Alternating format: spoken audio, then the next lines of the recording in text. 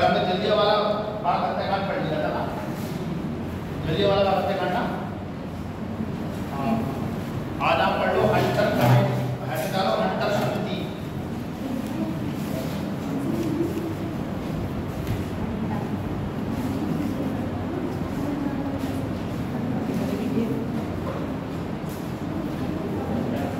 Hunter समिति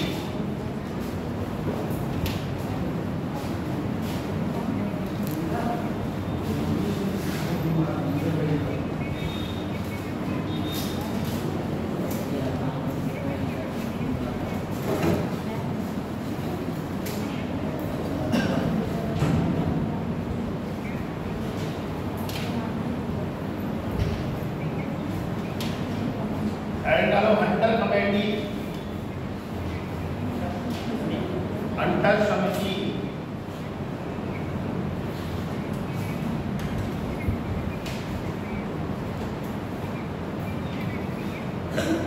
Hunter committee.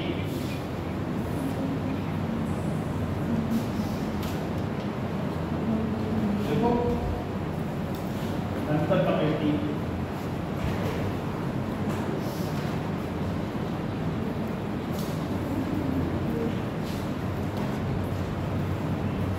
दादी से लोगों ने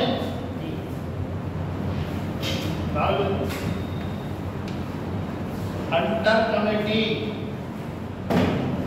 हंटर कमेटी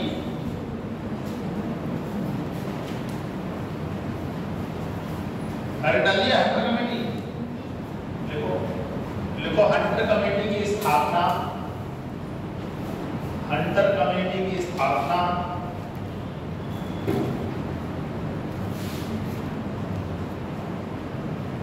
1 अक्टूबर 1919 को हुई थी।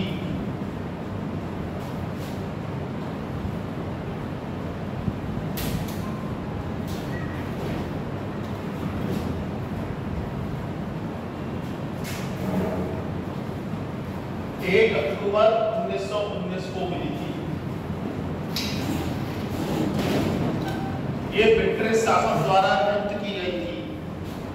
ये ब्रिटिश शासन द्वारा नियुक्त की गई थी।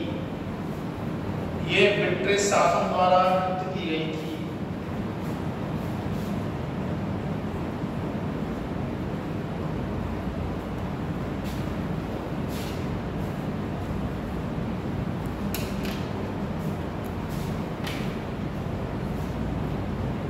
इस कमेटी का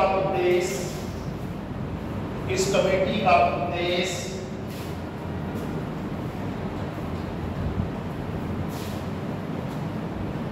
जलियांवाला बाग हत्याकांड की जांच करना था। इस कमेटी का उद्देश्य जलियांवाला बाग हत्याकांड की जांच करना था।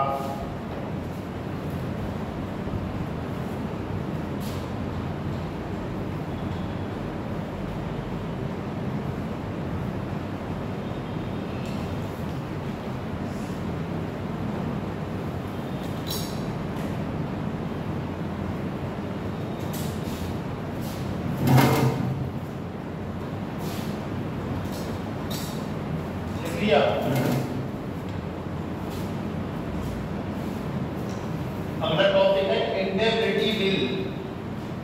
इंडेबिलिटी बिल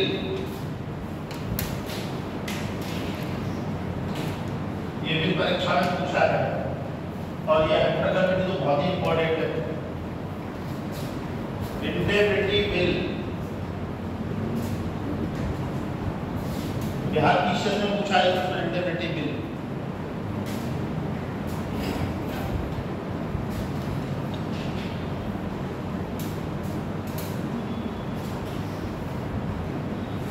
लिख लिया।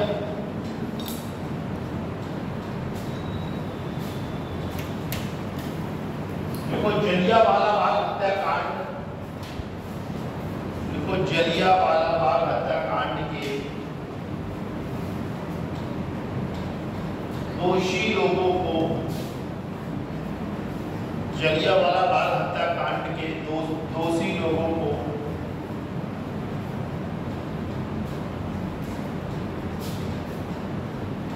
बचाने के लिए सरकार ने बचाने के लिए सरकार ने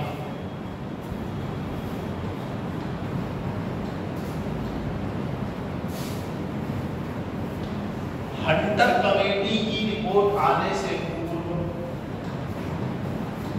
हंटर कमेटी की रिपोर्ट आने से पूर्व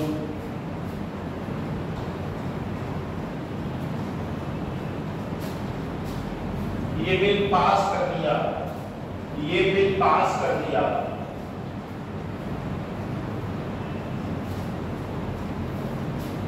ये बिल पास कर दिया।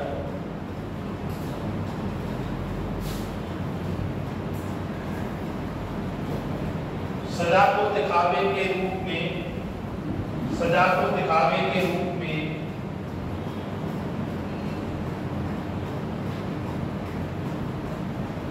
सजा को दिखावे के रूप में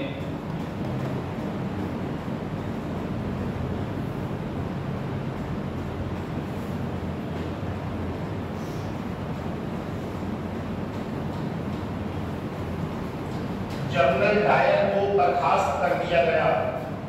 सजा के दिखावे के रूप में, सजा के दिखावे के रूप में जनरल डायर को बर्खास्त कर दिया गया। जनरल डायर को बर्खास्त कर दिया गया।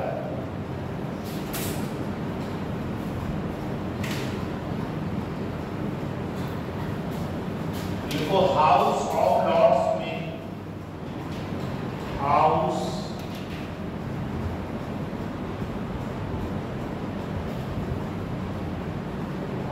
ऑफ लॉर्ड्स में, हाउस ऑफ लॉर्ड्स में,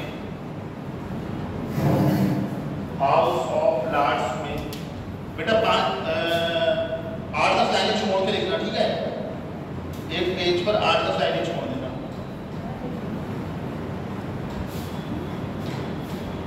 हाउस ऑफ लॉर्ड्स में जनरल डायर को, जनरल डायर को ब्रिटिश साम्राज्य का शेर कहा गया। ब्रिटिश साम्राज्य का शेर कहा गया। ब्रिटिश साम्राज्य का शेर कहा गया।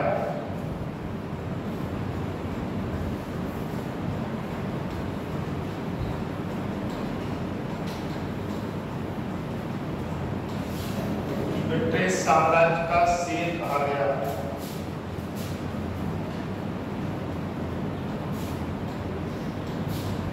जनरल डायर को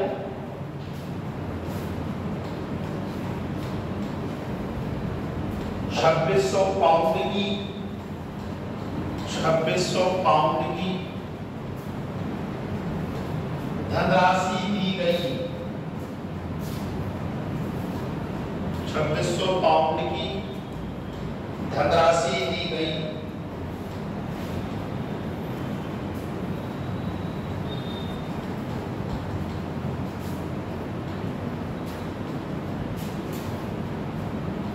मॉर्निंग पोस्ट एक न्यूज़पेपर था। क्वेश्चन पूछा है कि मॉर्निंग पोस्ट या मॉर्निंग पोस्ट, मॉर्निंग पोस्ट ने ये धनराशि, क्वेश्चन पूछा है कि किस न्यूज़पेपर ने जनरल डायर के लिए 2600 पाउंड की राशि एकत्रित की थी। तो मॉर्निंग पोस्ट या मॉर्निंग पोस्ट अखबार में जनरल डायर के लिए ये राशि, जनरल डायर के लिए ये राशि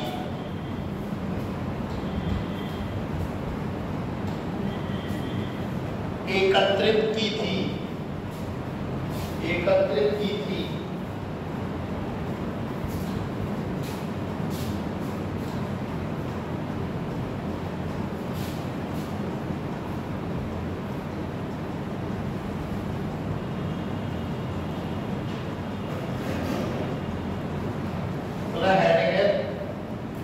तहकीकात कमेटी,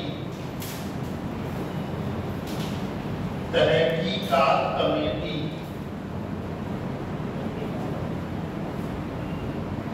तहकीकात कमेटी,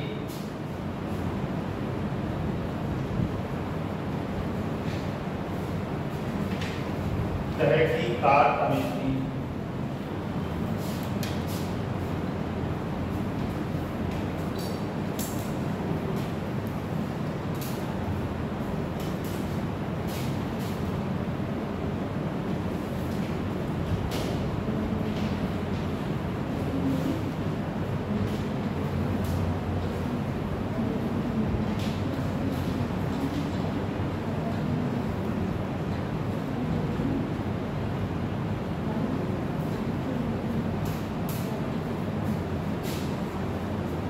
को जलियांवाला बाग हत्याकांड की जांच के लिए, जलियांवाला बाग हत्याकांड की जांच के लिए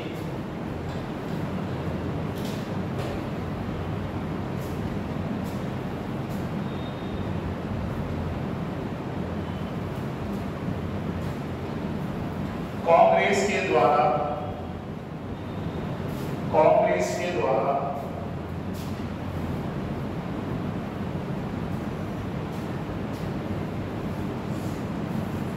तहकीकात कमेटी का गठन किया गया, तहकीकात कमेटी का गठन किया गया, तहकीकात कमेटी का गठन किया गया।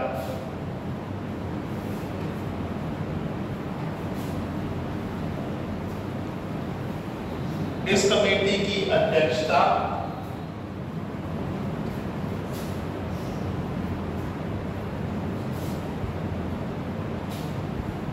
पंडित मदन मोहन मालवीय जी के द्वारा की गई।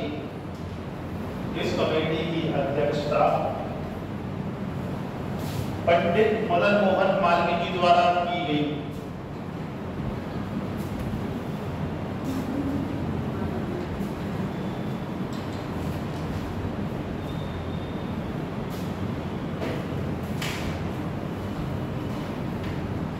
देखो इस कमेटी के अन्य सदस्यों में,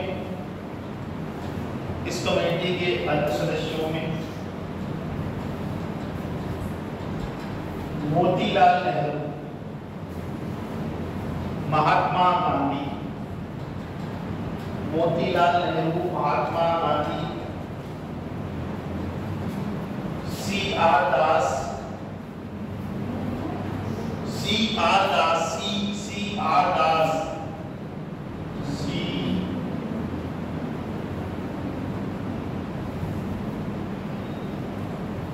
सी.आर. दास,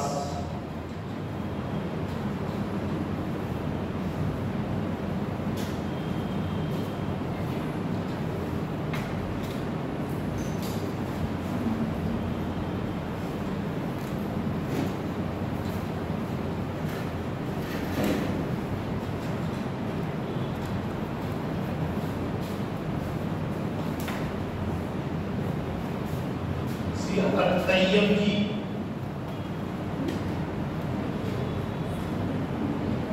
दास तैयब जी और MR. Jayakar, MR. Jayakar, MR. Jayakar थे, एम.आर. जयकर थे।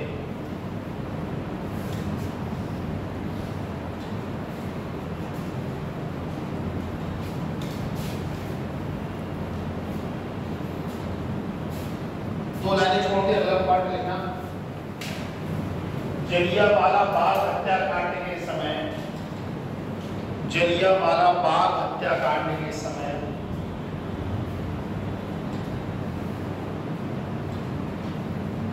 पंजाब में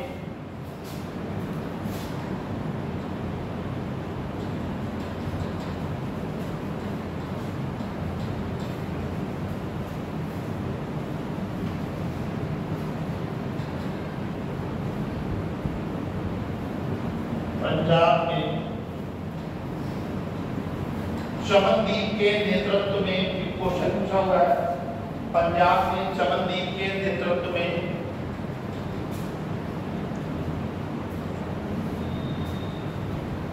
डंडा फौज का निर्माण हुआ। डंडा फौज, ये 36 पीसीएस में क्वेश्चन पूछा हुआ है।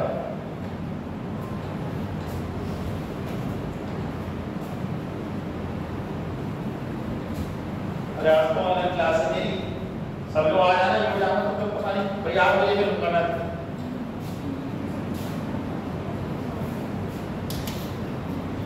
पंजाब में चरणदीप के नेतृत्व में डंडा फौज का गठन किया गया। ठीक है,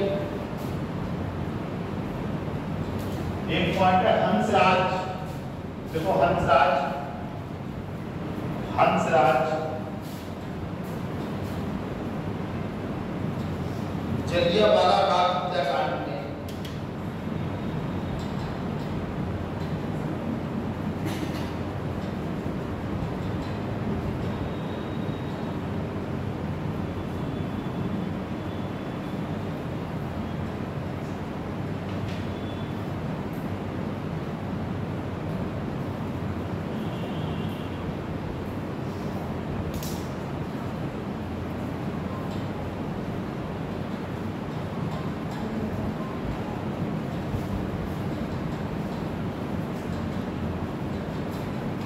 क्या बोला मैंने, क्या बोला? जलियांवाला बाग हत्याकांड में हंसराज ने अंग्रेजों की मदद की थी।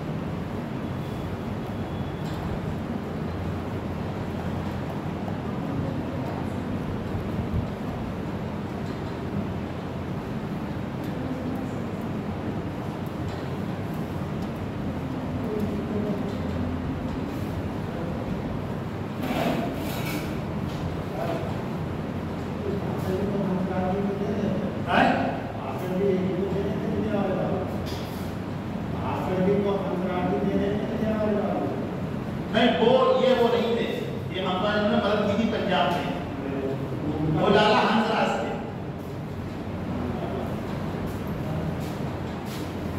एक चैनल डाले तो यूट्यूब पे मेरा तुम सब्सक्राइब कर दोगे? हाँ पक्का। चलो मैं बताने वाला हूँ 5 दिनों में, यार प्रयास कर रहा हूँ उसका। अगला आगे डालो होम रूल आंदोलन। होम रूल आंदोलन कृपा कह सर मैं तो नहीं करूँ, चार लोग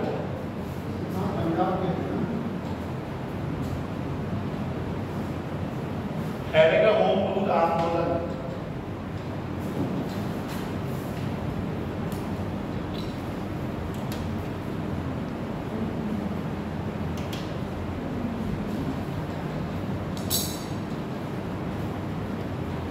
देखो होम रूल आंदोलन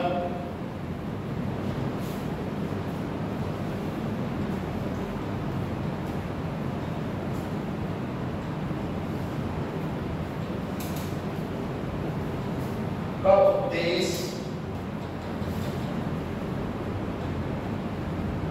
होम रूल आंदोलन का उद्देश्य ब्रिटिश शासन से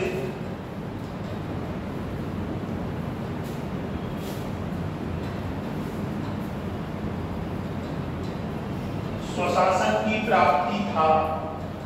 ब्रिटिश शासन से स्वशासन की प्राप्ति था।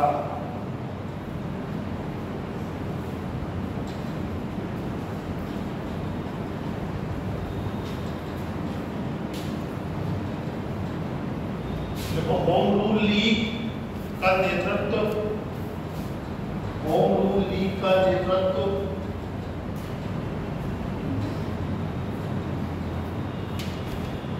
होम रूल लीग का नेतृत्व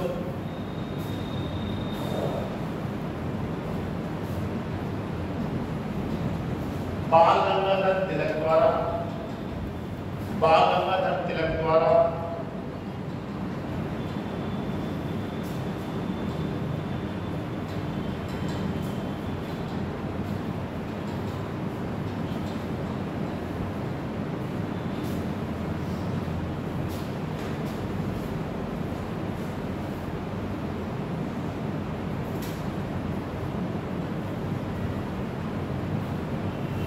तथा एनी बेसेंट द्वारा किया गया। होम रूल का नेतृत्व तिलक द्वारा व एनी बेसेंट द्वारा किया गया। ये आपने लिख दिया, ठीक किया गया। अब आप एक ऐसा एक चार्ट बना लो, इधर लिखना है तिलक का होम रूल लीग, इधर लिख लेना एनी बेसेंट का होम रूल लीग।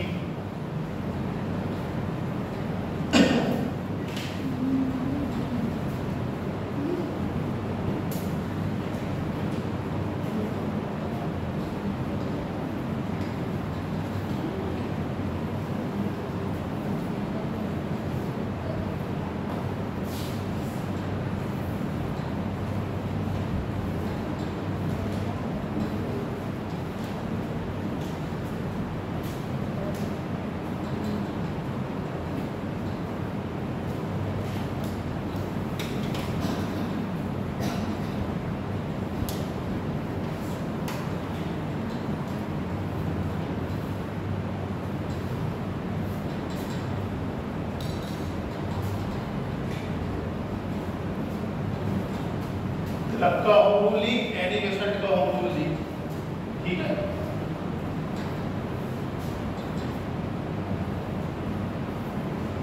देखो तिलक के होम रूल की स्थापना, तिलक के होम रूल लीग की स्थापना 28 अप्रैल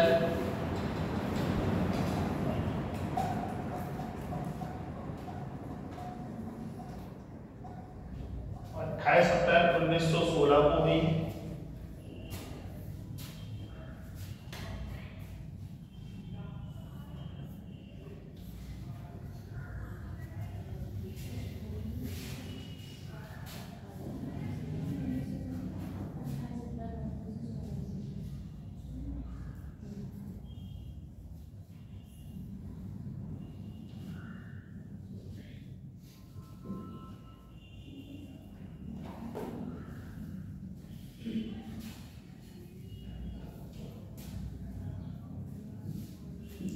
एनी बेसेंट के होम रूल की स्थापना 1 सितंबर 1916 को हुई।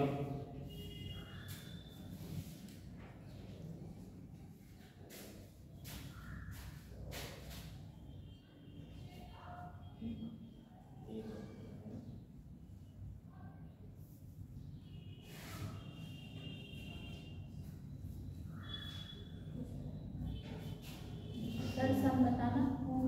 1 सितंबर 1916 को।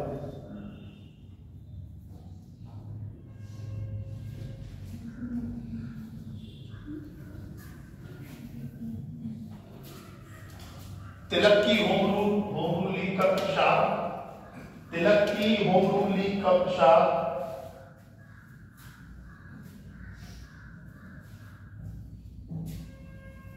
महाराष्ट्र और कर्नाटक में था।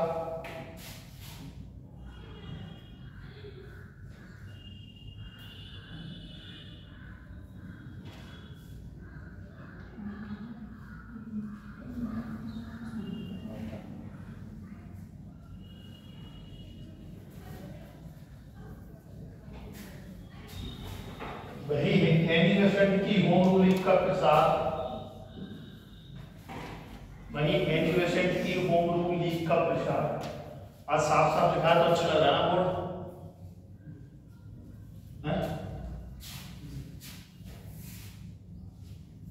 वही एनी बेसेंट की होम रूल लीग का विस्तार मद्रास और तमिलनाडु में था।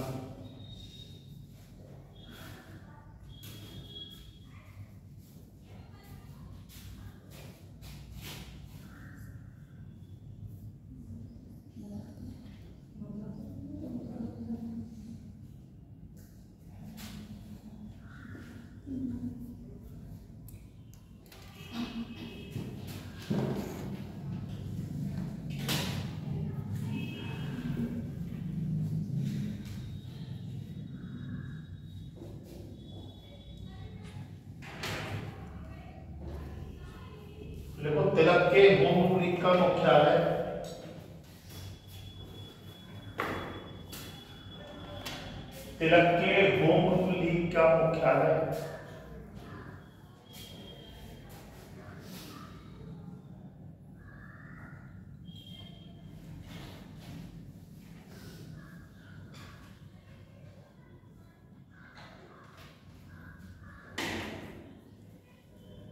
बेलगांव पुणे में था।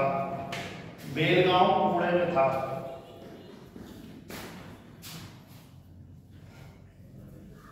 बेलगांव पुणे में था।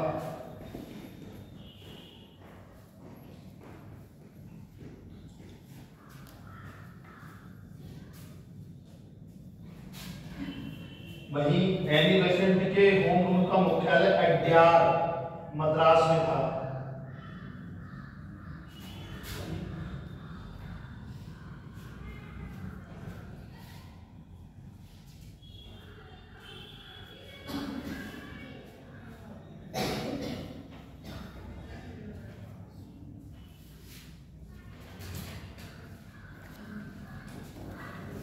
ये जो पॉइंट मैंने आपको लिखवाए हैं ना, 1 2 3, ये तीनों दोनों तरफ से परीक्षाओं में पूछे गए हैं। ठीक है,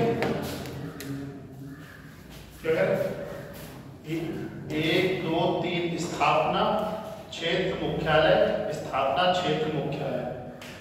इधर के भी 3 पॉइंट, ये 3 पॉइंट, ये सब 6 पॉइंट जो मैंने आपको लिखवाए हैं ये परीक्षा में पूछे गए हैं। सर एक बार रिपीट कर दीजिए। हाँ बोलो बेटा। हाँ बोलो बोलो। इसे रिपीट कर दीजिए। अच्छा रुको रुको रुको, इधर देखो। तिलक का जो होम रूल था इसका मुख्यालय बेलगांव था, ब्रैकेट में लिखो पुणे। ठीक, और जो एनिमेशन का होम रूल था इसका था अड्यार, ब्रैकेट में लिखो मद्रास।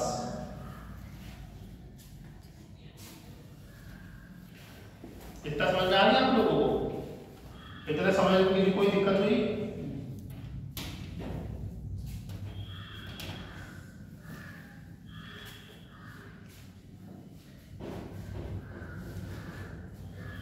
ठीक है,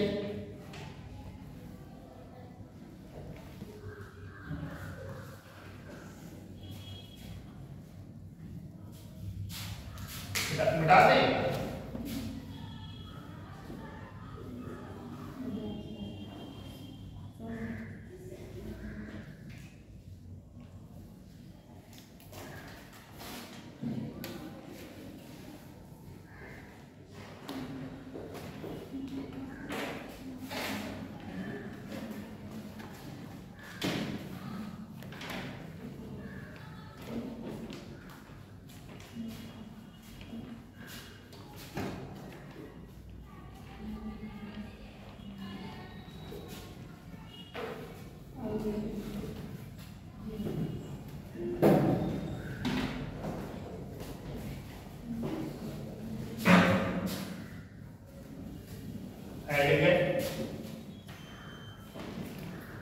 भारतीय शासन अधिनियम 1919, जैसे आपने 1892 लिखे, 1858 भारतीय शासन अधिनियम।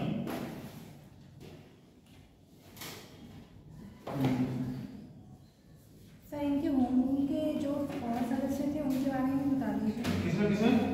सर ये आपने तिलक के होम रूल और एनी बेसेंट के होम रूल थे, तो सर इसमें कोई सदस्य नहीं थे, केवल अकेले नेतृत्व करते थे। जो परीक्षा में पूछा है ना, लिख लो, बाकी होम रूल लिख जाके आप जो किताब बताइए इस टाइप का मुझसे पढ़ लो।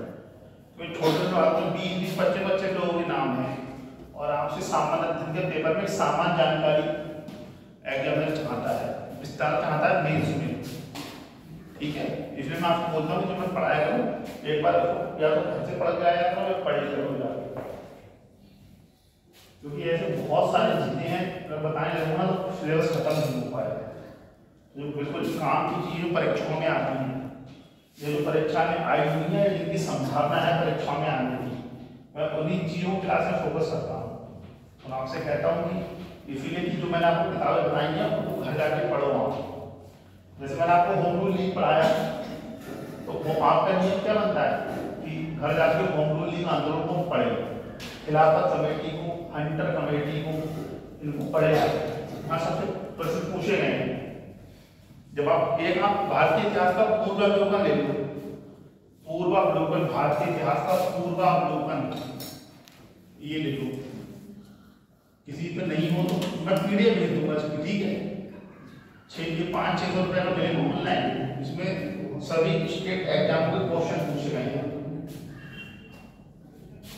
देखिए भारतीय इतिहास का पूर्वावलोकन टीसीएस के लिए, ठीक है।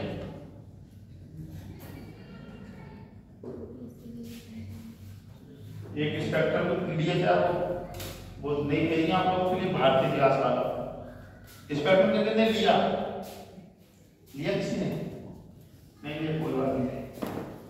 डालो भारतीय स्थापना अधिनियम 1919,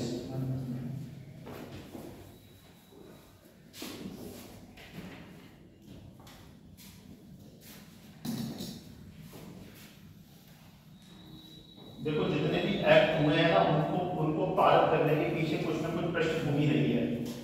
जब आप 1919 के अधिनियम से पहले चलेंगे तो यही होम रूल आंदोलन, जिसका उद्देश्य था सुशासन की स्थापना करना, ठीक है। क्रांतिकारी राष्ट्रवाद जो चाहता था कि ब्रिटिश उपनिवेश से हम लोगों को आजादी मिले, ठीक है। रॉलेट एक्ट कानून जो बना था बिना दलील का, बिना वकील का, जो कानून उसने घी में आग में का काम किया, ठीक है। उसके बाद अंग्रेजों की फूट डाल राज करो जो नीति थी, छोटे छोटे पॉइंट थे जिन्होंने भारतीय शासन अधिनियम को पारित कराने में महत्वपूर्ण भूमिका निभाई, ठीक है। भारतीय शासन अधिनियम, इसके देखो प्रावधान,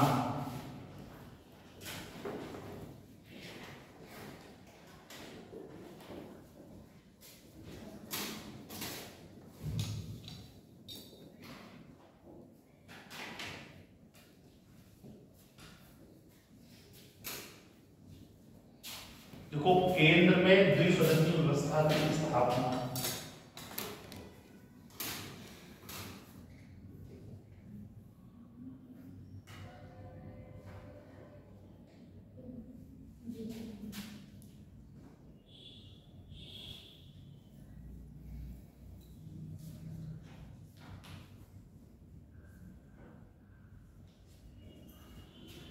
केंद्र में द्विसदनीय व्यवस्था की शुरुआत,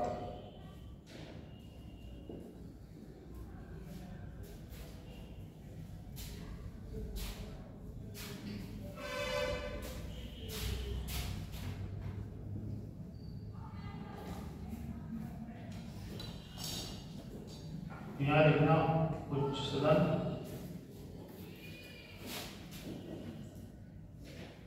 यहाँ लिखना निम्न सदन, ठीक है। यहाँ उच्च सदन लिखना, यहाँ लिखा था निम्न सदन की।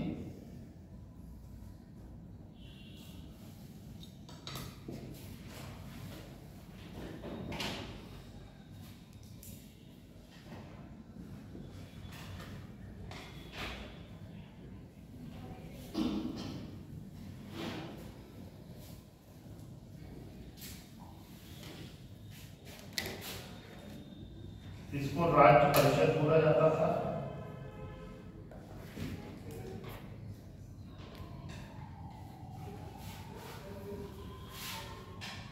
इसको बोला जाता केंद्रीय सभा, जनरल असेंबली,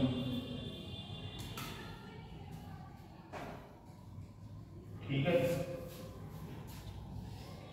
बनाते रहोगे।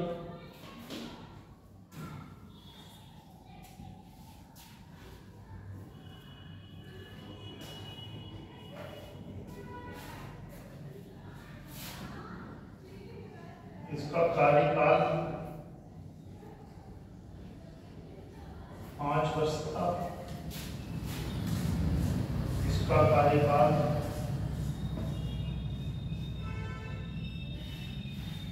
3 वर्ष,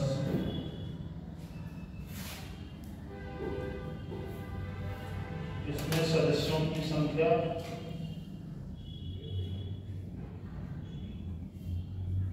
60 थी, की संख्या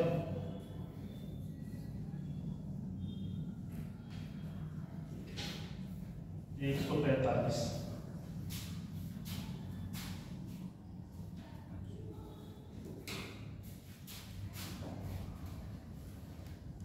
सदस्यों में 26 मनोनीत थे और 34 बच्चों निर्वाचित थे।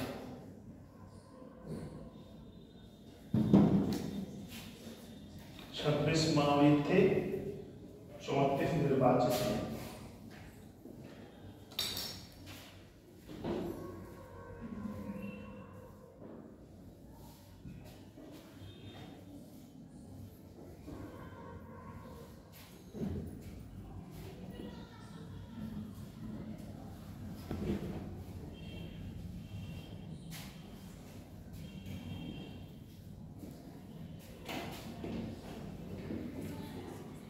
इसमें मनोनीत थे 41,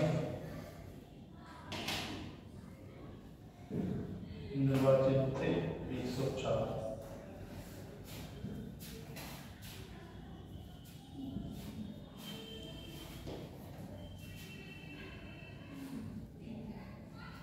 जैसे बोलते हैं बात केंद्र में डिफरेंशियल व्यवस्था की शुरुआत हुई, फलन 2 फलन में उच्च फलन मेरे बच्चों निम्न फलन।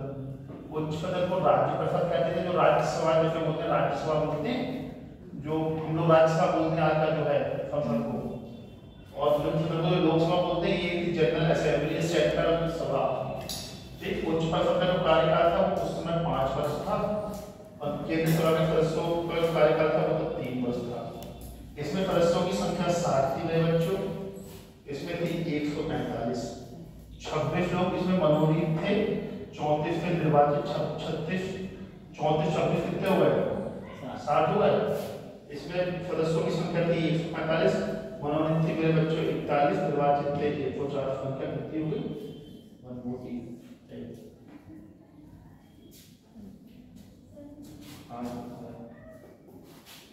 आगे समझिए बिल्कुल। और 1 2 कार्यकाल सदस्यों की संख्या, ये दोनों परीक्षाओं में पूछा है। ठीक है, इसलिए कहता हूं तुम पढ़ाया करो ना, उसको एक बार घर जाके पढ़ा करो, घर से पहले पढ़ के आया करो, उससे उन्नति।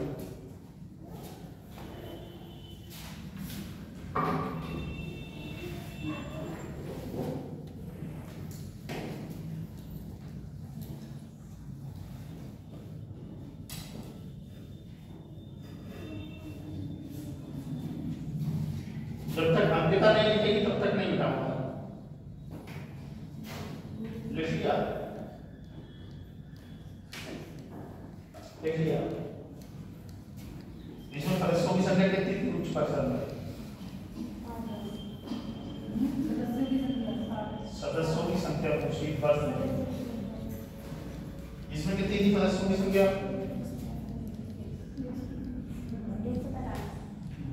मनोनीत कितने थे? निर्वाचित ये क्या है? इसको क्या बोलते हैं? इसका कार्यकाल कितना था? ये क्या है? इसको क्या बोलते हैं? इसका कार्यकाल क्या था? सदस्यों की संख्या कितनी थी? मनोनीत कितने थे?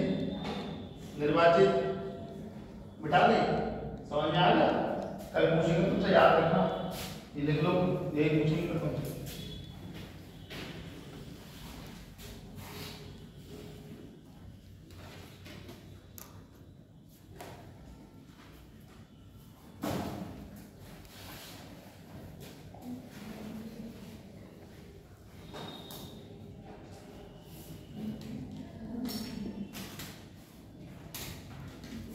दूसरा पॉइंट है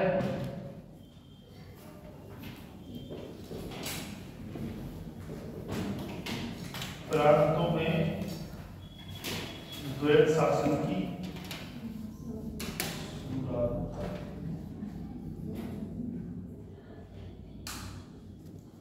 ठीक है।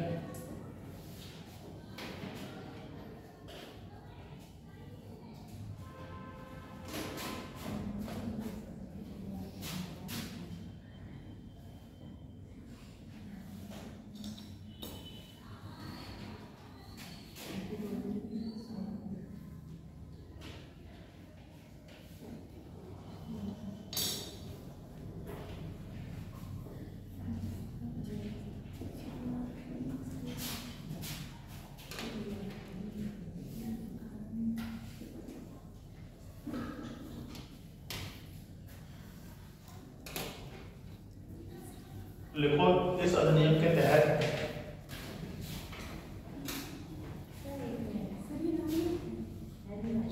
ये लिख लिया कि पत्नी को प्राप्त में जो शासन की शुरुआत की, इसके तहत विषयों को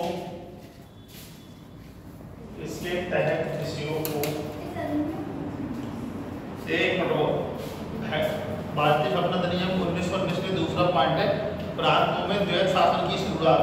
ये डालिए सबने। अब इसमें लिखो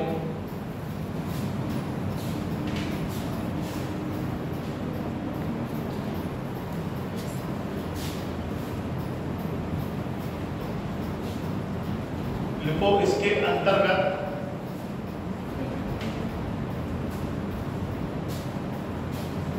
विषयों को विषयों को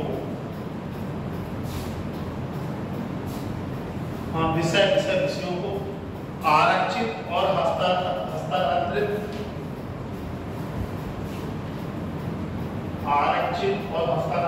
दो भागों में विभक्त किया गया। आरक्षित और हस्तांतरित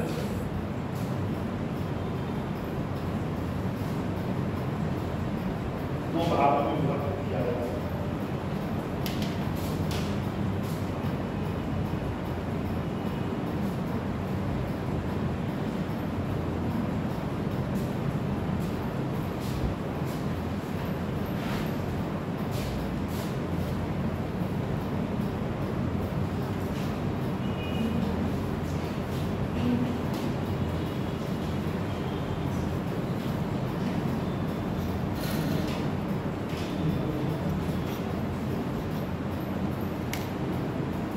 देखो आरक्षित विषयों में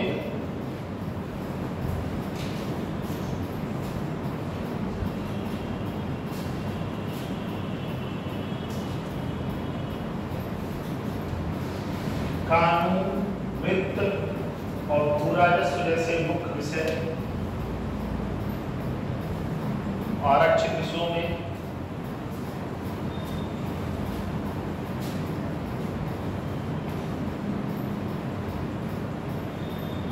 कानून, वित्त, भू राजस्व जैसे विषय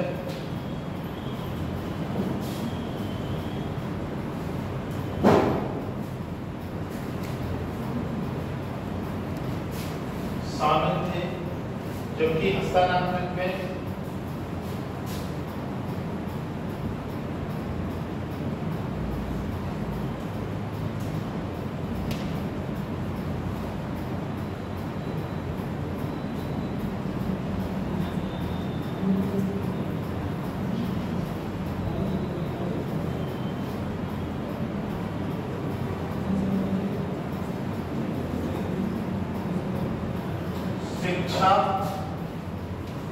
शिक्षा, स्वास्थ्य और स्थानीय स्वशासन सम्मिलित थे।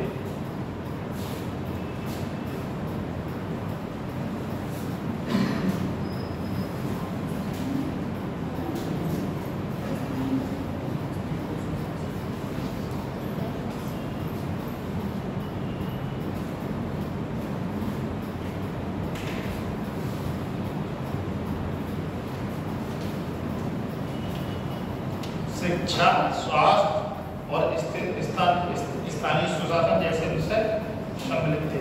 और भी विषय हैं जो आप पढ़ोगे। आपने देखा था कि सूची, संघ सूची, संबंधी सूची पढ़ा है संविधान में, तो उसका कॉन्सेप्ट यहीं से आया था। जो हमारी विधानसभा, विधान परिषद, राज्यसभा, लोकसभा, उसका जो कॉन्सेप्ट है वो यहीं से आया था।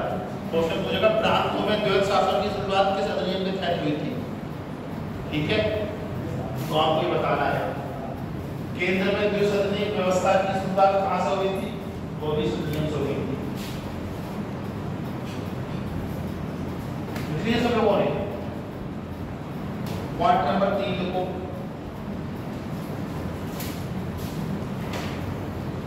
महालेखा परीक्षक क्या होगा? मतलब ये सही नहीं है क्या? क्या कह रही है? ज्यादा कहां चली गई? अच्छा चलो हैरी डालो तीसरा, महालेखा परीक्षक की नियुक्ति। ज्यादा नहीं अपना चाहिए, तबीयत खराब हो जाती है, अच्छी तबीयत खराब हो जाती है। पानी भी ठंडा पानी है, ठंडा है, आपको खत्म हो जाएगा तो ले थोड़ा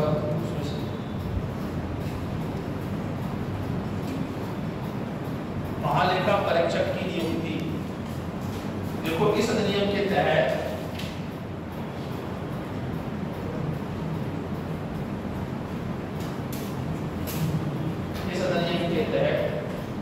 भारत सचिव को ये अधिकार मिला,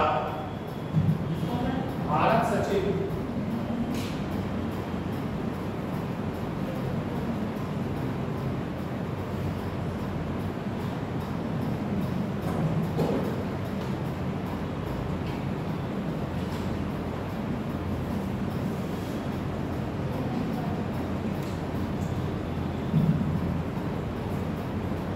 भारत सचिव को यह अधिकार मिला कि वह महालेखा परीक्षक की नियुक्ति करे, महालेखा परीक्षक की नियुक्ति करे।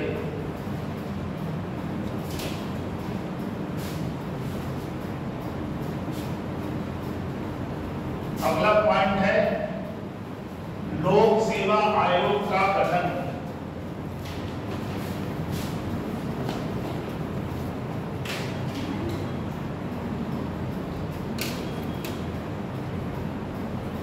लोक सेवा आयोग का गठन।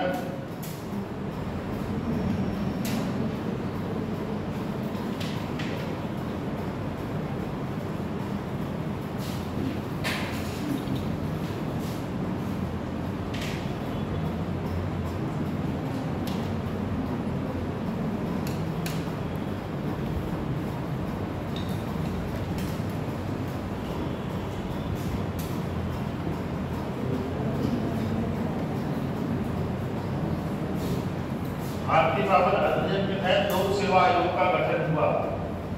ठीक, देखिए ये तुमने द्वैत शासन डाला था, प्राप्त द्वैत शासन, उसके नीचे खाली लिखो द्वैत शासन का जनक लियोनिस कॉर्टिस था।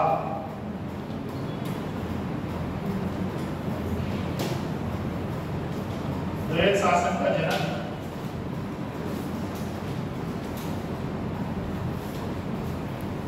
लियोनिस कॉर्टिस था।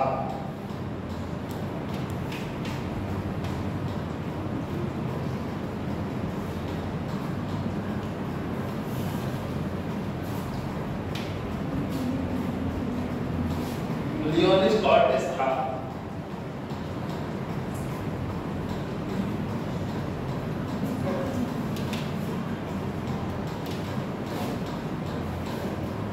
अगला पॉइंट है किस अधिनियम के तहत, हाँ अगला पॉइंट है इस अधिनियम के तहत पृथक निर्वाचन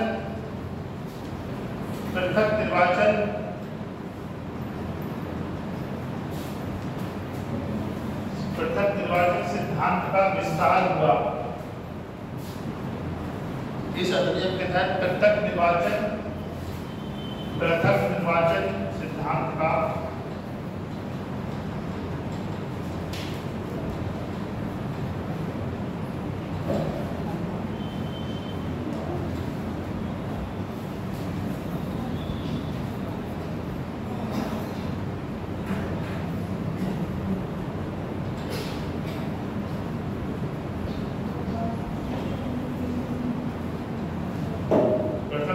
सिद्धांत का विस्तार हुआ।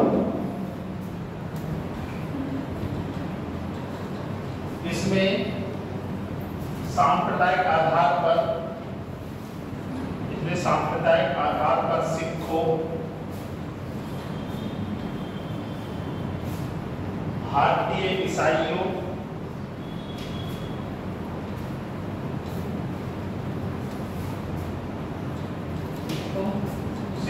भारतीय ईसाइयों,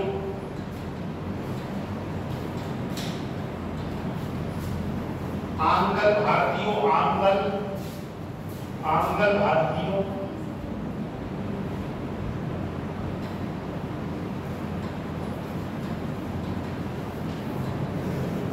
आंगल भारतीयों और यूरोपियों के लिए भी, और यूरोपीय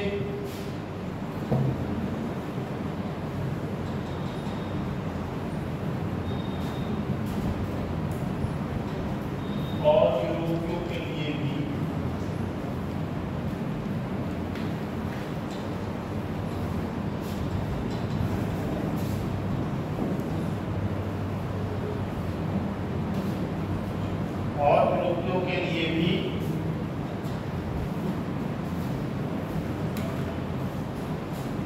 पृथक निर्वाचन सिद्धांत को विस्तारित किया, पृथक निर्वाचन सिद्धांत को विस्तारित किया।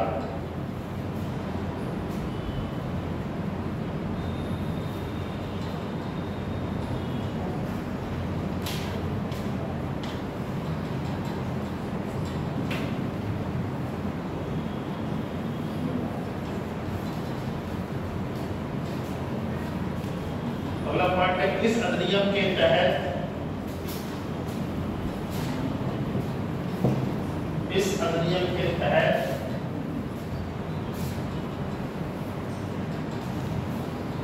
केंद्रीय बजट को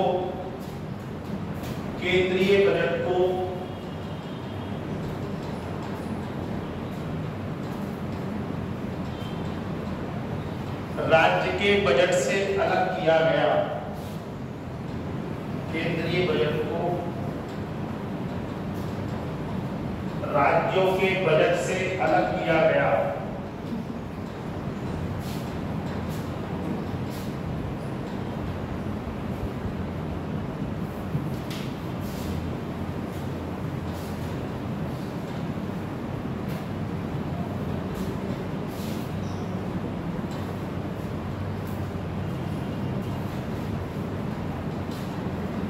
अगला पॉइंट है, इस अधिनियम के तहत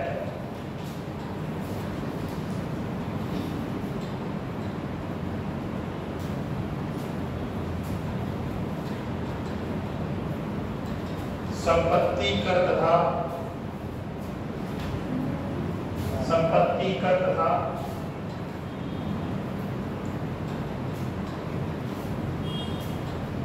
शिक्षा के आधार पर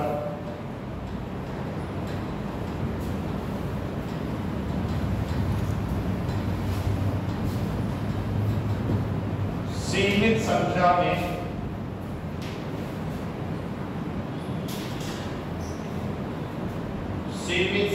में लोगों को मताधिकार प्रदान किया।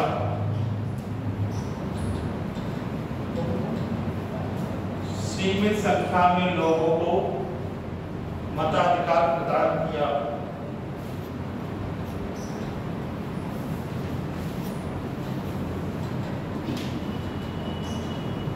ठीक है,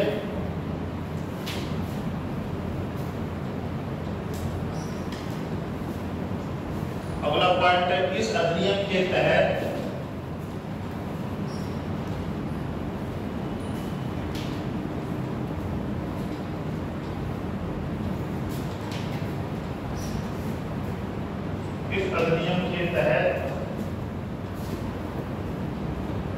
वैधानिक आयोग का,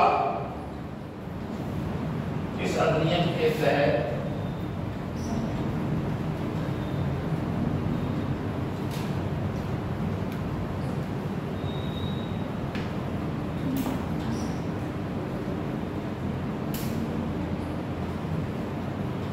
वैधानिक आयोग का गठन किया गया।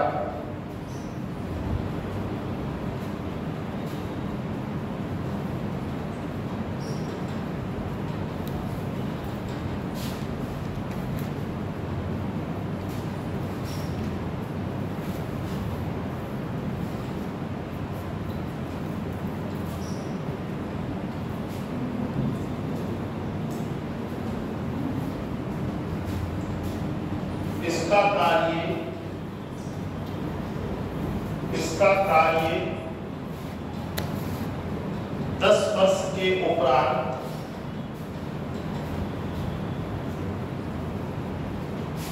जांच के लिए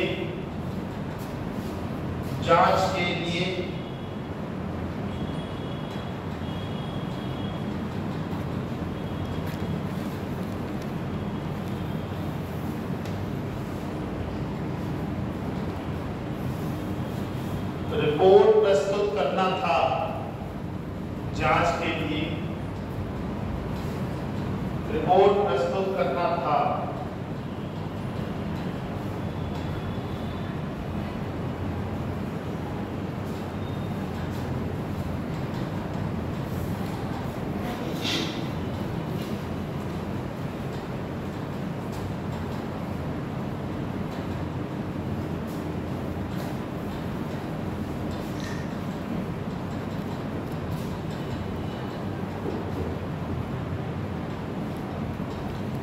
अगला पॉइंट है इस अधिनियम के तहत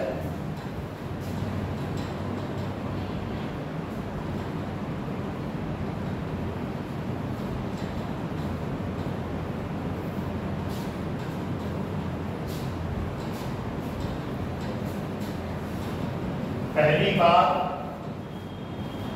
इस अधिनियम के तहत पहली बार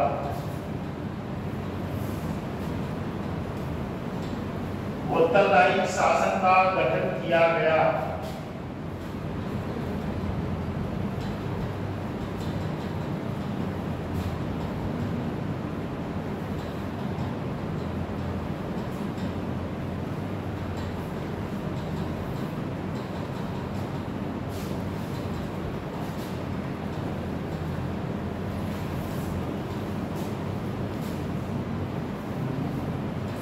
लिख लिया?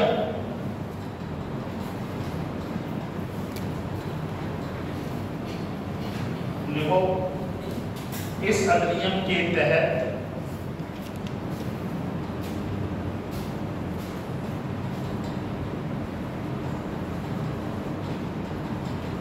भारत सचिव के वेतन का प्रावधान,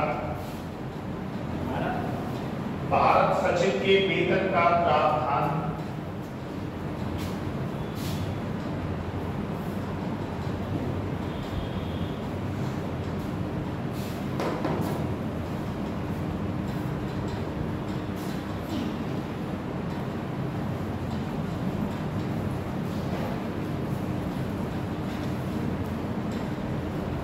विट्रिस कोष से किया जाने लगा।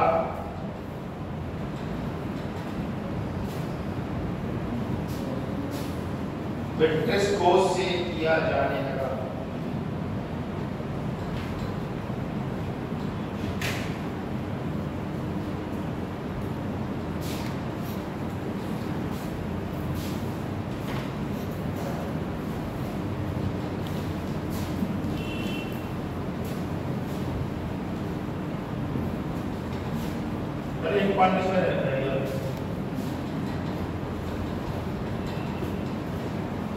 देखो, इस अधिनियम के तहत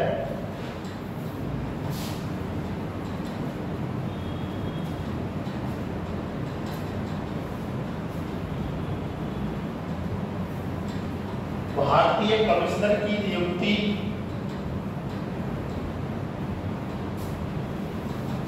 इस अधिनियम के तहत भारतीय कमिश्नर की नियुक्ति लंदन में की गई, लंदन में की गई।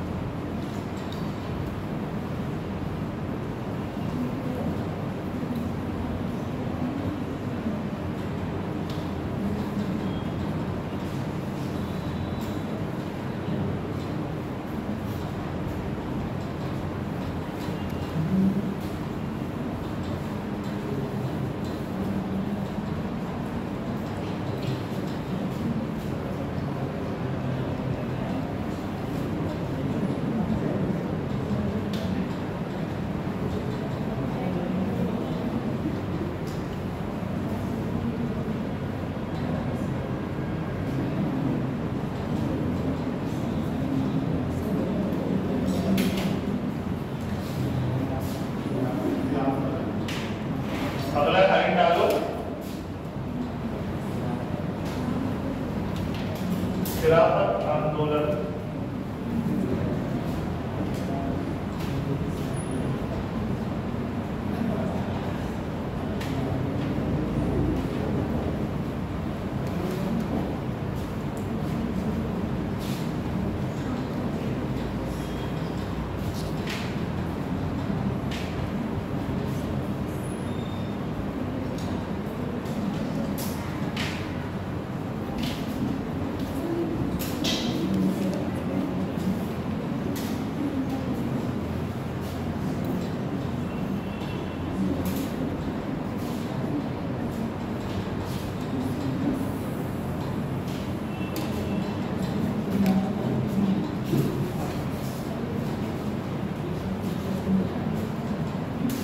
इस आंदोलन की शुरुआत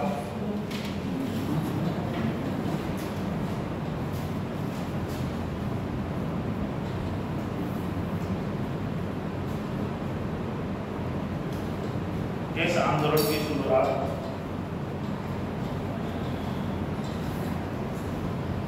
1919 में हुई थी।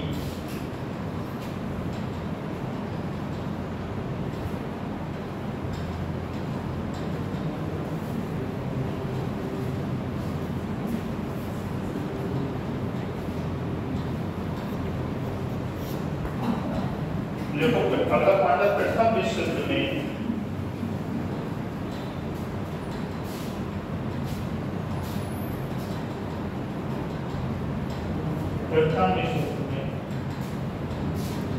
तुर्की की पराजय हुई थी। तुर्की की पराजय हुई थी। तुर्की की पराजय हुई थी।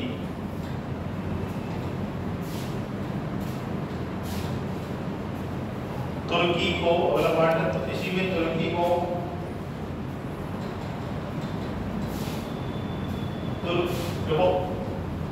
तुर्की काटो। भारतीय मुसलमान तुर्की के सुल्तान को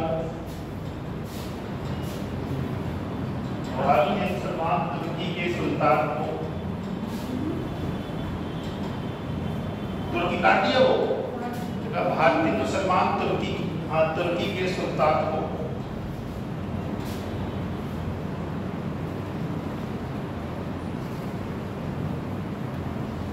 इस्लाम का खलीफा मानते थे। इस्लाम का खलीफा मानते थे।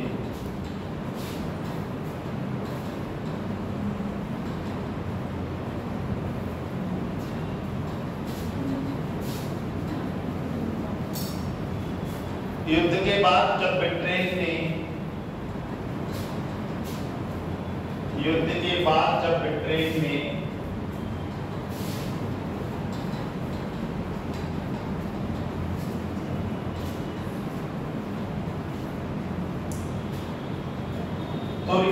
तुर्की के विभाजन करने का निश्चय किया, तुर्की के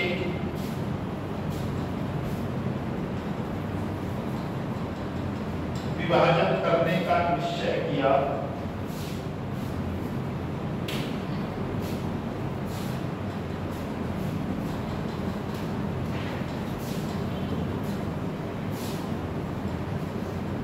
तो उन्होंने खिलाफत आंदोलन शुरू किया। तब उन्होंने खिलाफत आंदोलन को प्रारंभ किया।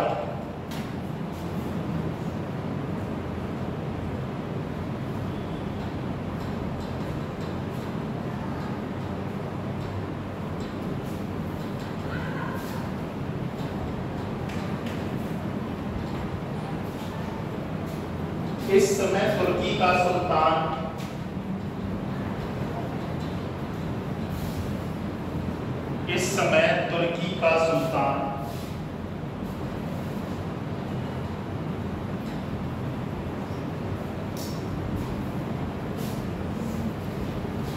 अब्दुल हामिद द्वितीय था। अब्दुल हामिद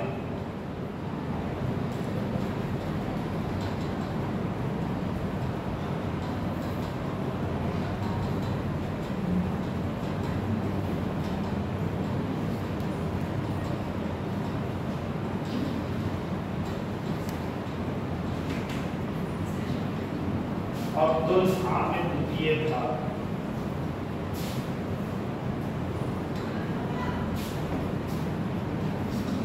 तुर्की साम्राज्य के विभाजन के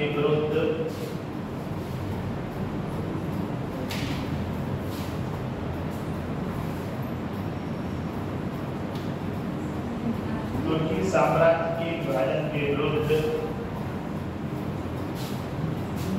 खिलाफत आंदोलन प्रारंभ करने वाली खिलाफत आंदोलन प्रारंभ करने वाली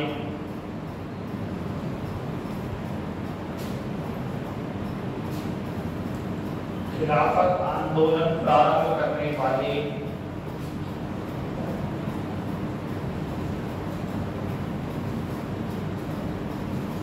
खिलाफत आंदोलन प्रारंभ करने वाले शौकत अली और मोहम्मद अली थे। शौकत अली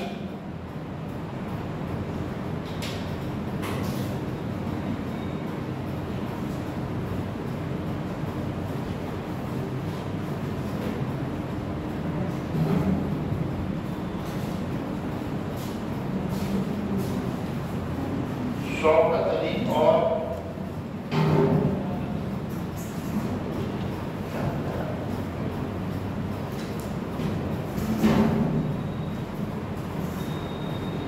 शौकत अली और मोहम्मद अली थे।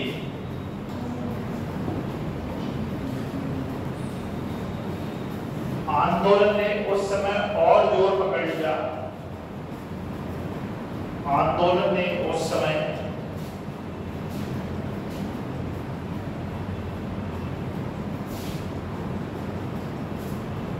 और जोर पकड़ लिया।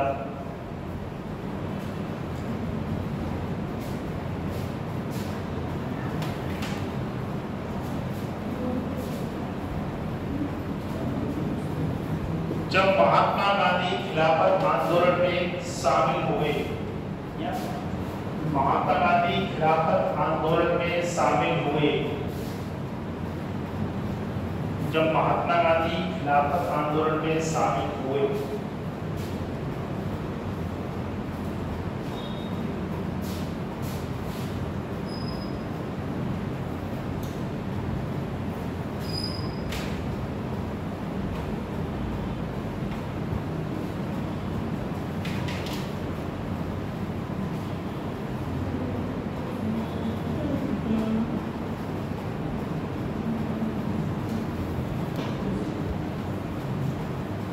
देखो सितंबर 1919 में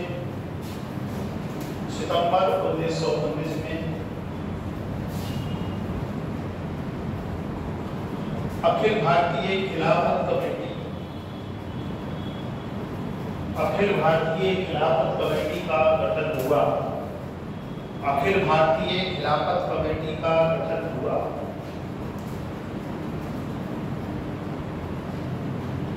अखिल भारतीय खिलाफत कमेटी का गठन हुआ।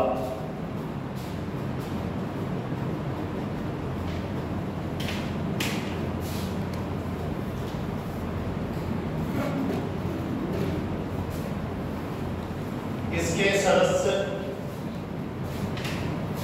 सदस्य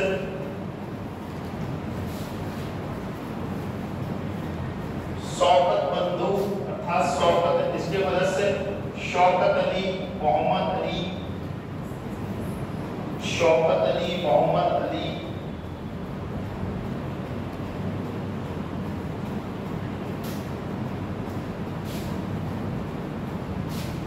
अबुल कलाम, हकीम अजमल, अबुल कलाम,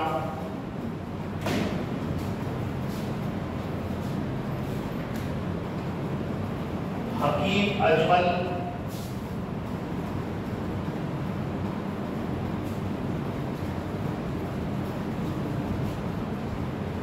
और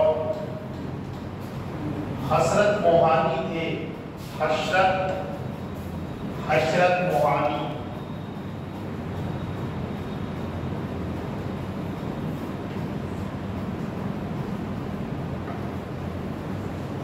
हसरत मोहानी थे।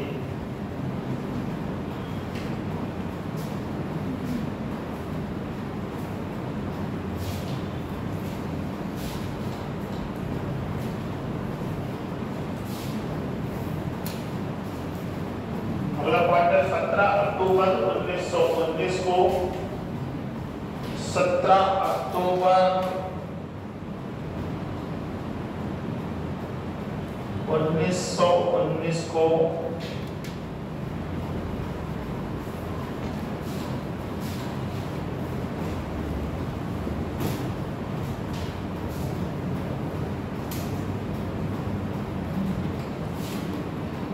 अखिल भारतीय स्तर पर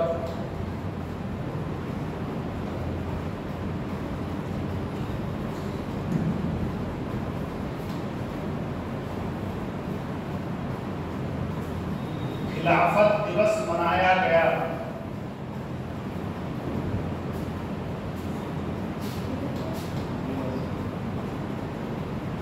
खिलाफत दिवस मनाया गया।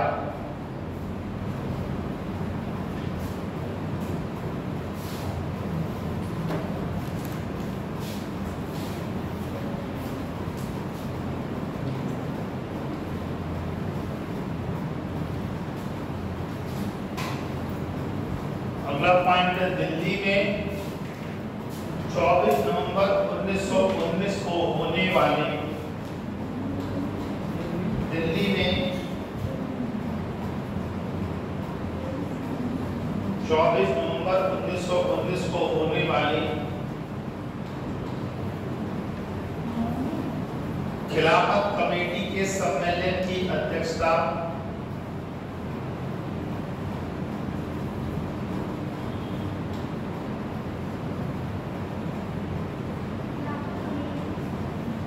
दिल्ली में 24 नवंबर 1919 को होने वाले खिलाफत कमेटी के सम्मेलन की अध्यक्षता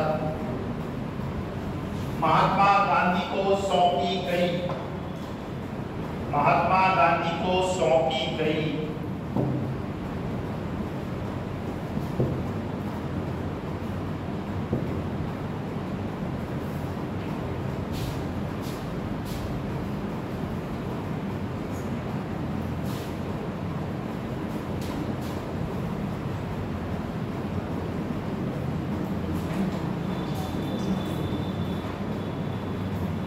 लिख लिया कुछ छोटा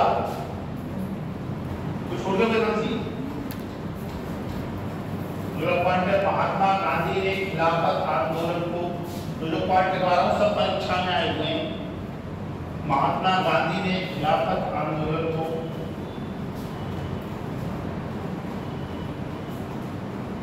हिंदू मुस्लिम एकता का सुनहरा अवसर माना।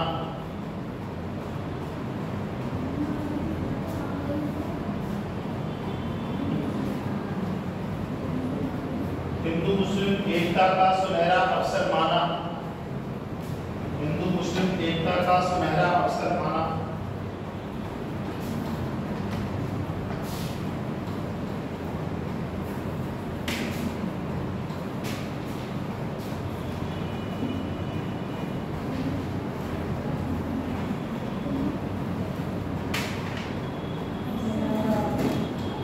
पॉइंट 11 नवंबर 1919 को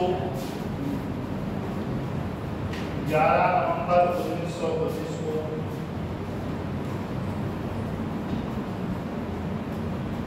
बंबई खिलाफत कमेटी को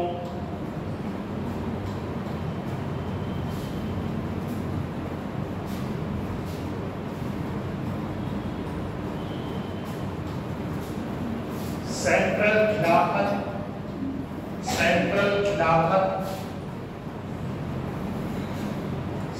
खिलाफत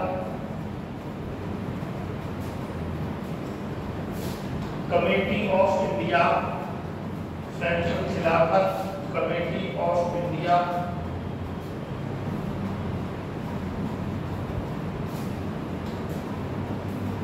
नाम रखा गया।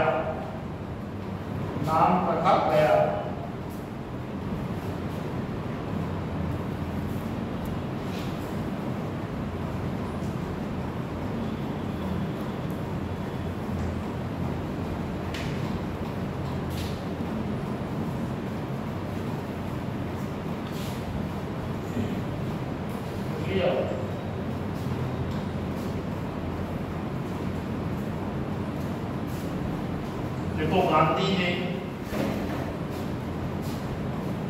खिलाफत कमेटी से कहा, गांधी ने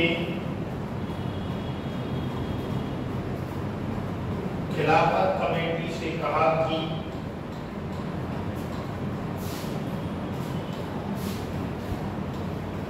अब उनके पास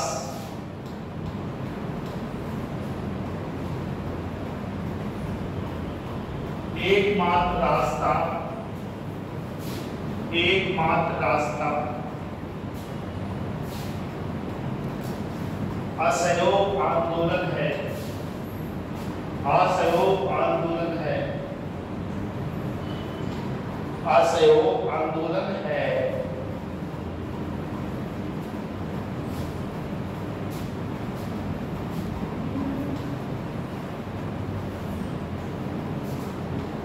इस प्रकार इस आंदोलन ने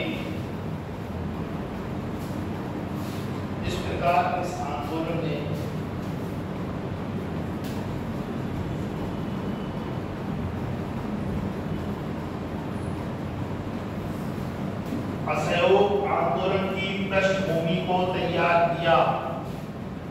इस प्रकार इस आंदोलन ने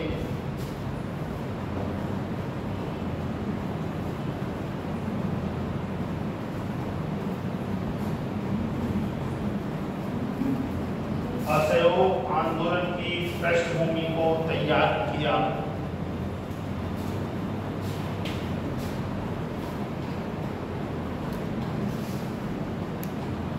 अगला पॉइंटर मोहम्मद अली जिन्ना ने, अगला पॉइंटर मोहम्मद अली जिन्ना ने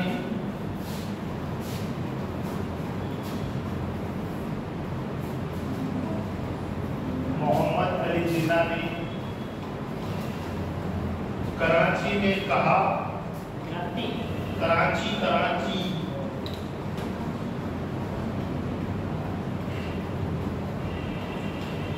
में कहा, मुसलमानों का ब्रिटिश सेना में रहना, मुसलमानों का ब्रिटिश सेना में रहना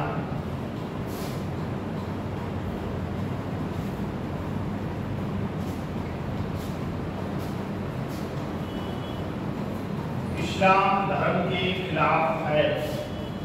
ना सवे नूराई ना खुआई, इस्लाम धर्म के खिलाफ है।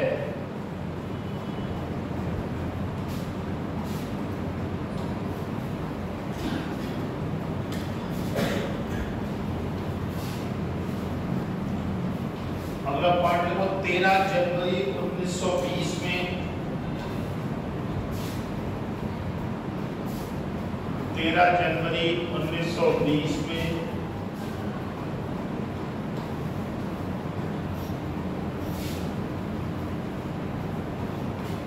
डॉक्टर अहमद अंसारी के नेतृत्व में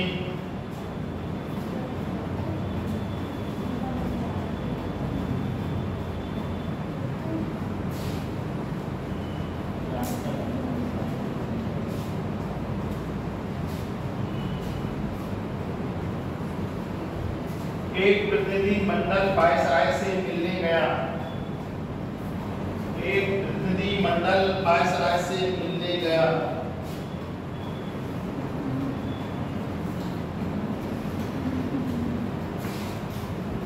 लेकिन खाली हाथ लौटा।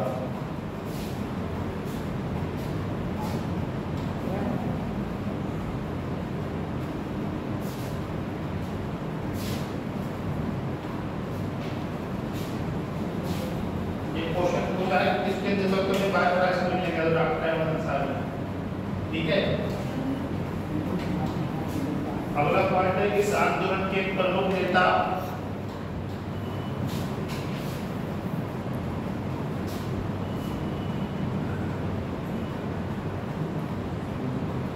हजरत मोहानी ने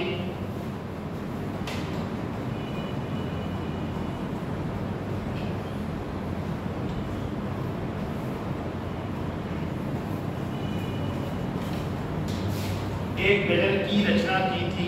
हजरत मोहानी ने एक गजल की रचना की थी।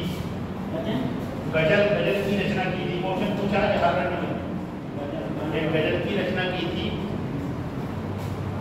जिसके प्रसिद्ध बोल थे, जिसके प्रसिद्ध बोल थे, अभी तो याद आ जाता है। जिसके प्रसिद्ध बोल थे, चुपके चुपके रात दिन आंसू बहाना याद है। करना भाई समझ गया ना, चुपके चुपके रात दिन आंसू बहाना याद है। गाया है लेकिन हजरत मोहानी के द्वारा लिखी है। चुपके चुपके रात दिन आंसू बहाना याद है। चुपके चुपके रात दिन आंसू बहाना याद है। इसकी रचना किसने की थी? तो हजरत मोहानी ने की थी।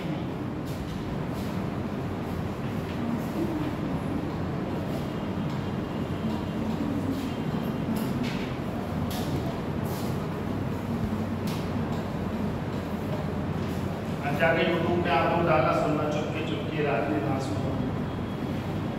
बेटा सुनोगे जाके? नहीं, ऐसे ही सुनना किसी की, उसमें आपने बस सुने ना मामला खराब हो जाएगा। सामान तरीके से सुनना, कोई दिक्कत नहीं।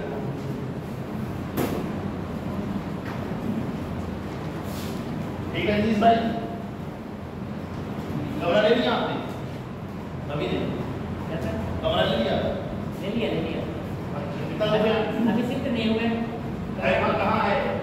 यहीं है इधर, रामायण कथा के बगल में है, पश्चिम साइड में। कितने रुपए में होता? 2000 में है। और भी पड़े वहाँ आसपास? मैं तो उधर इधर है, एक स्टेशन के पास है, पोर्शन है पूरा। मौलाना आजाद ने फतवा जारी करके, मौलाना आजाद ने फतवा जारी करके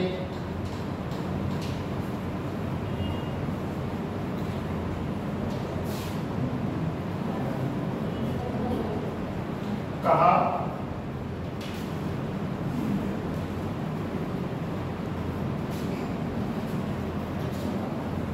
कि भारत को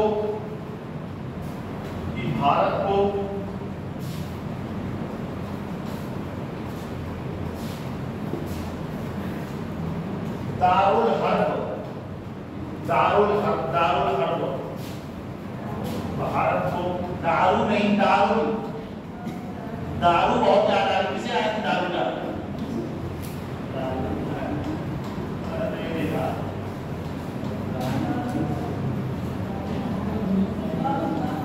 दारुल हर्ब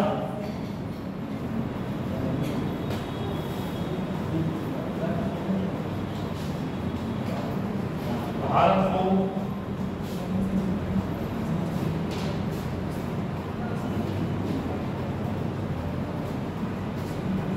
दारुल हर्ब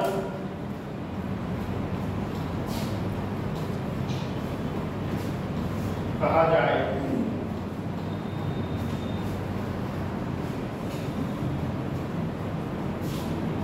ठीक है, अगला हेडिंग डालो, असहयोग आंदोलन।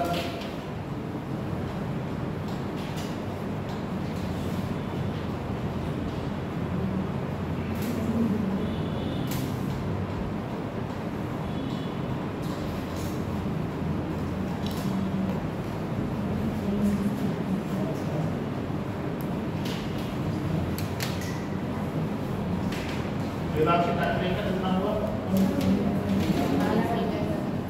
इसमें देखो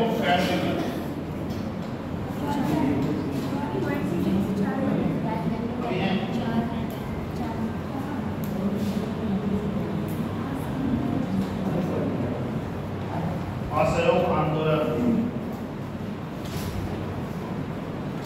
ठीक है,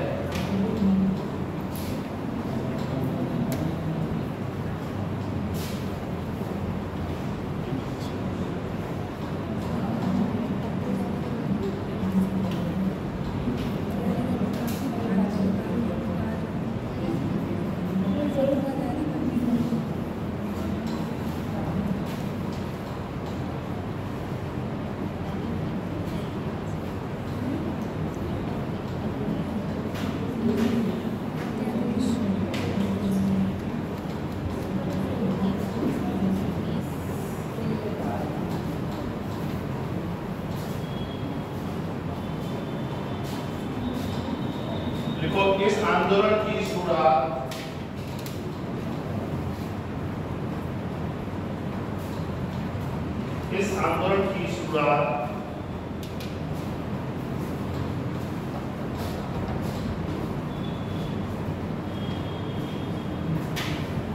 एक अगस्त 1920 को हुई थी।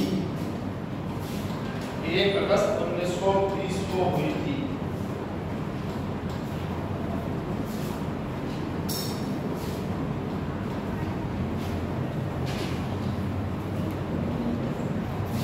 और इस आंदोलन की समाप्ति 12 फरवरी 1922 को हुई थी।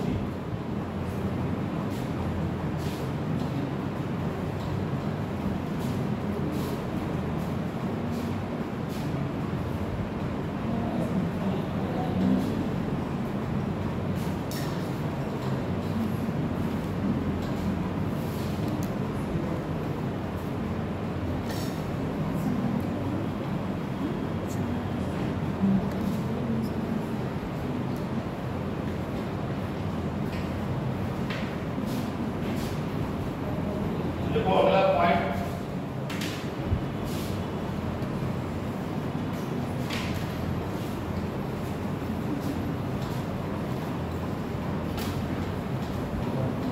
कलकत्ता में कांग्रेस के विशेष अधिवेशन में कलकत्ता में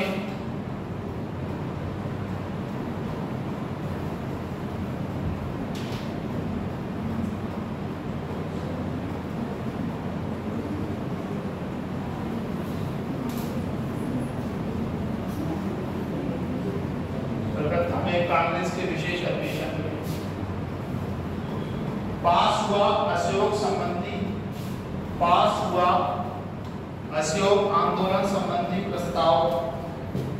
पास हुआ असहयोग आंदोलन संबंधी प्रस्ताव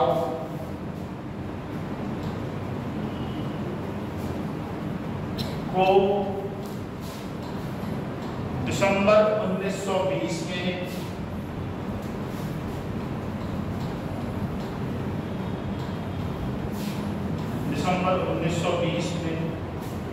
नागपुर में हुए कांग्रेस के वार्षिक